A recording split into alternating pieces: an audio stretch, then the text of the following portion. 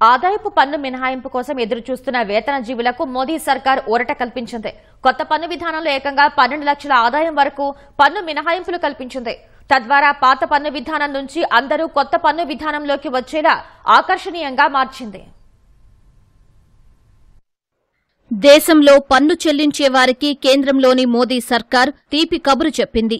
వేతన జీవులంతా ఆశగా ఎదురుచూసే పన్ను మినహాయింపులను భారీగా పెంచి అందరినీ ఆశ్చర్యపరిచింది. కొత్త పన్ను విధానంలో స్టాండర్డ్ డిడక్షన్తో కలుపుకుని 12.75 లక్షల వరకు పన్ను కట్టక్కర్లేదని కేంద్ర ఆర్థిక మంత్రి నిర్మలా సీతారామన్ ప్రకటించారు.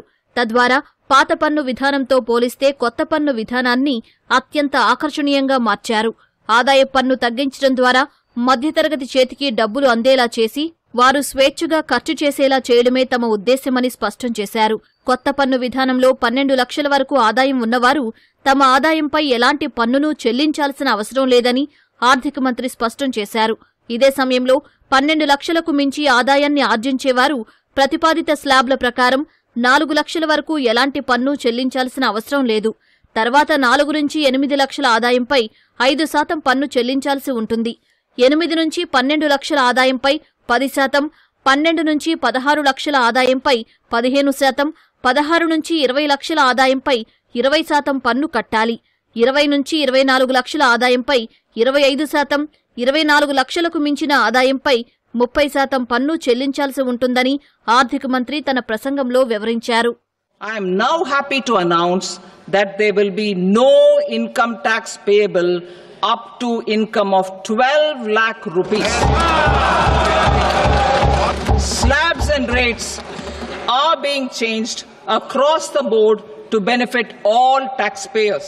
A taxpayer in the new regime with an income of 12 lakh rupees will get a benefit of 80,000 rupees in tax, which is 100% of tax payable as per the existing rates. A person having income of 18 lakh rupees will get a benefit of 70,000 rupees in tax, that is 30% of tax payable as per existing rates. A person with an income of 25 lakh gets a benefit of 1,10,000 rupees, that is 25% of his tax payable as per existing rates.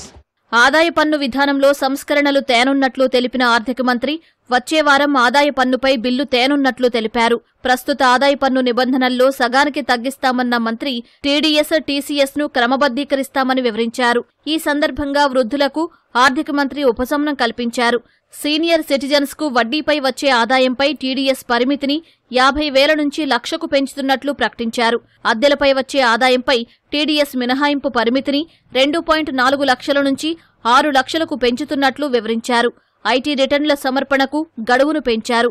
ఏదైనా మదింపు సంవత్సరానికి updated రిటర్నులు సమర్పించేందుకు ప్రస్తుతం ఉన్న 2 ఏళ్ల కాల పరిమితిని 4 ఏళ్లకు పెంచుతున్నట్లు సీతారామన్ తెలిపారు. ఉన్నత విద్య కోసం తీసుకునే రుణాలకు టీసీఎస్ ను మినహాయిస్తున్నట్లు వెల్లడించారు.